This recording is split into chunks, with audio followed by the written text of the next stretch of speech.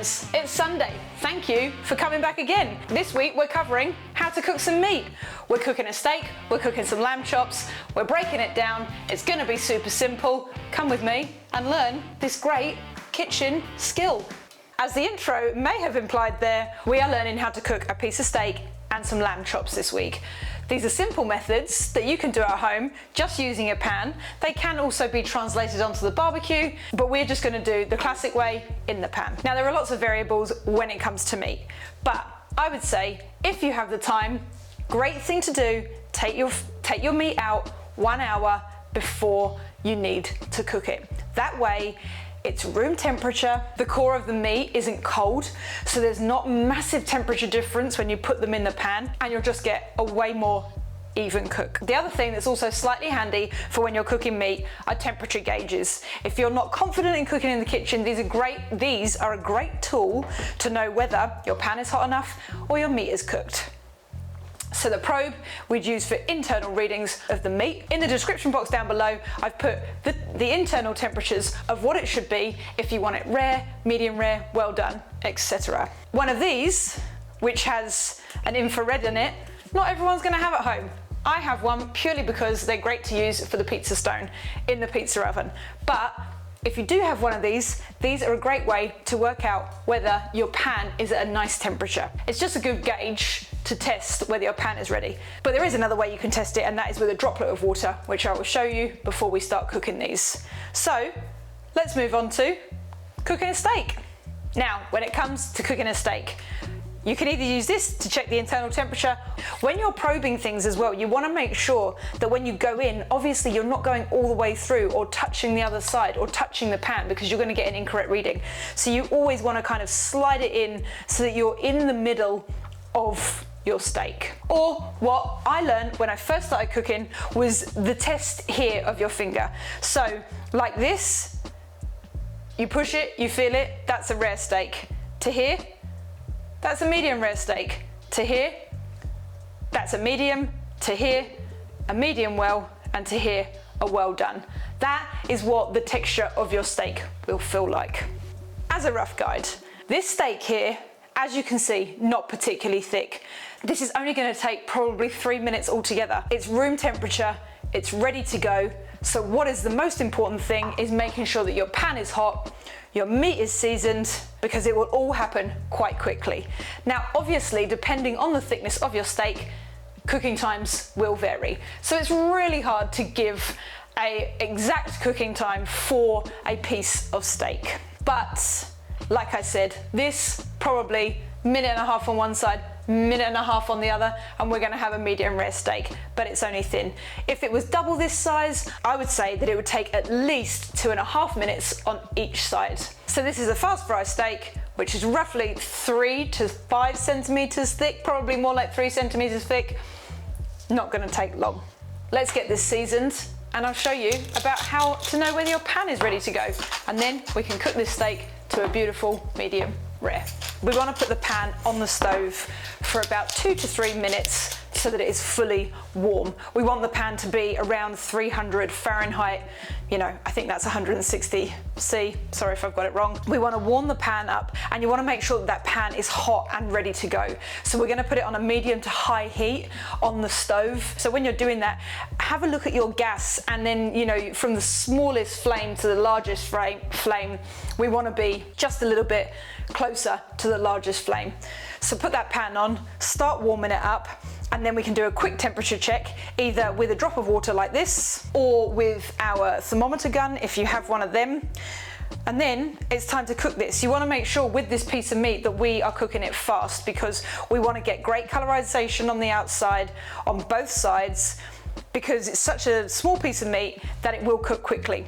So you always want to make sure that you get good color, because color is flavor. That caramelization in a pan is just what you want, and the good stuff. And also you've got to remember that we're going to seal this meat off, let it rest where it's going to continue to cook. So that's why we're only cooking it for a maximum minute and a half on each side. With this meat, when I first put it in, you can see there that I added the fat side down.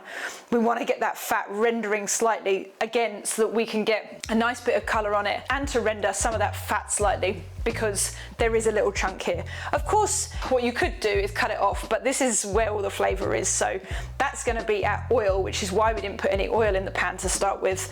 That is our fat and our flavour. So once you've turned it over and it's had about a minute on that side, we're just going to add a little knob of butter, and we're going to do as the French do and give it a little baste. I'm going to put a tiny bit of garlic in there and a little bit of thyme, and them two flavours together are so quintessentially classic, it's absolutely ridiculous, but my god, do they make for a flavour sensation.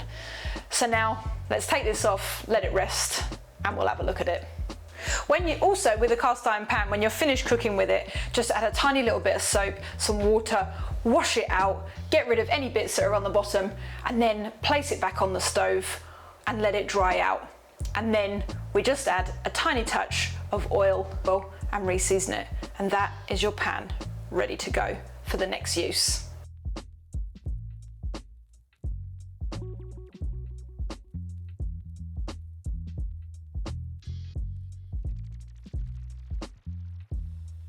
The steak has rested. It's got all that lovely butter and flavour, and then we just need to cut it open. And as you can see there, we are just medium rare. Maybe on a little bit at the side of the medium, which is probably my fault because I wasn't quite paying attention when I first put the steak in. But on a very small steak, it's very hard to get perfectly medium rare because it's just moments. But that is it. And that there is a medium rare steak. And you know, the resting is so important when you cook a steak, so that it can fully relax the meat and all them juices go back into it. As you can see here with this one, it is a very small steak, but I think we've done a pretty good job of making it medium rare. Obviously, with a larger, fuller, perhaps different cut of steak, this was a sirloin. If you had a fillet, perhaps, that is going to take longer. They're usually bigger and deeper and thicker cuts. They will, of course, take longer. And the medium rareness will be way more visible because obviously there's a lot more meat in that thickness.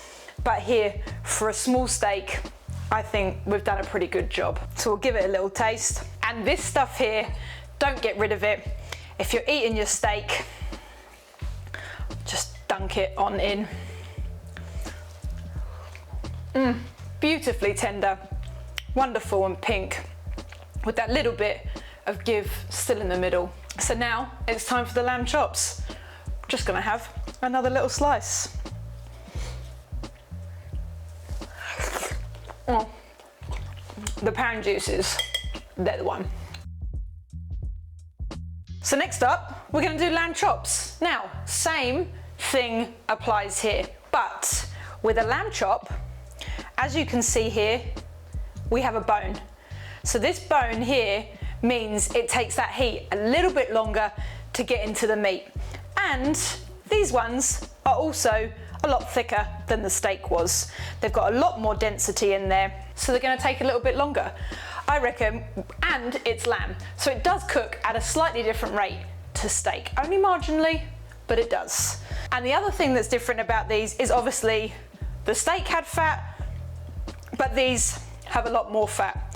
So what we're gonna do, we want to get that pan slightly cooler, so it's going to be more like a medium heat as opposed to a medium high heat, because we want to render this fat before we then turn them onto their sides and cook them and colour them and give them a nice bit of caramelisation. As you will see from where I cooked the steak, I didn't add that butter until the last sort of 30 seconds or so of cooking, because otherwise that butter's going to burn. That pan has got really hot by that point, and you don't want black butter.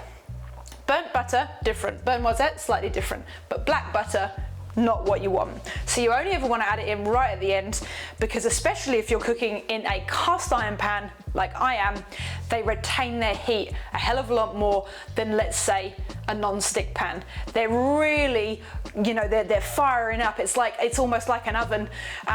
It's almost like a, you know, a kind of stone oven. It's like they've warmed up and then they're just supercharging that heat. And then same again, I've got a little bit of butter, thyme and garlic just to add in the end, just to give them all that flavors. So we're going to season these up, both sides, again Again, no fat is needed in the pan because we have the fat on the lamb chops. Same like we did with the steak. We don't need any extra fat. So all we're gonna do, season these up and get them to the stove. And at the end, same deal. Let them rest and then we can tuck in. Always be generous with your salt and pepper because when it's nicely seasoned, it tastes so much better.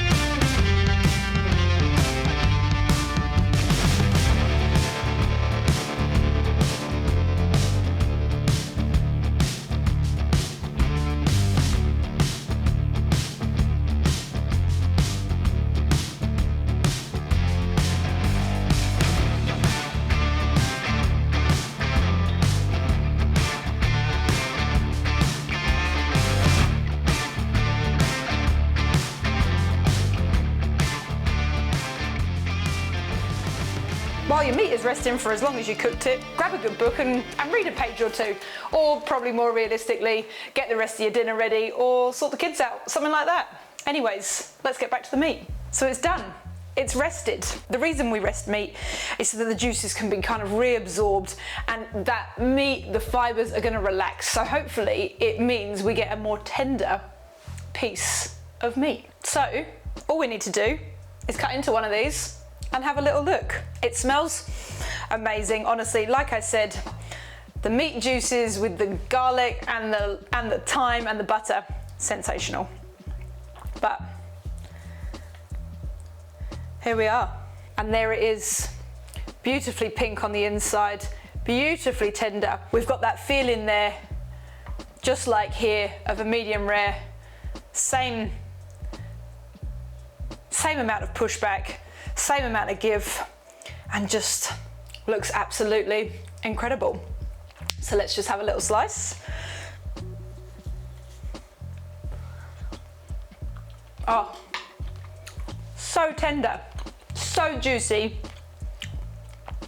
and just absolutely delicious. Lamb really is one of my absolute favorites. It's delicious, that taste is sensational, and just that little bit of fat too, also absolutely winning. The big take homes from this are always looking at the thickness of your meat. If it's a little bit thicker, it's obviously going to take a little bit longer. If it's a little bit thinner, it's going to take less time. And if it's thinner, then you're probably going to cook it at slightly higher temperatures, because otherwise you won't get the lovely caramelization that you get on the outside if you was cooking it for slightly longer. I hope that this has maybe helped you think that maybe meat isn't that difficult to cook. So that's all we're doing this week. 2 simple how-to cooks. Tune back in next week where we're going to do another cooking basics. So I'll see you guys next week. Tune back in then, and hopefully this helps you out. Let me know if it does in the comment section down below. I always love hearing from you. See ya! I'll tell you what, that lamb fat, that lamb fat is delicious.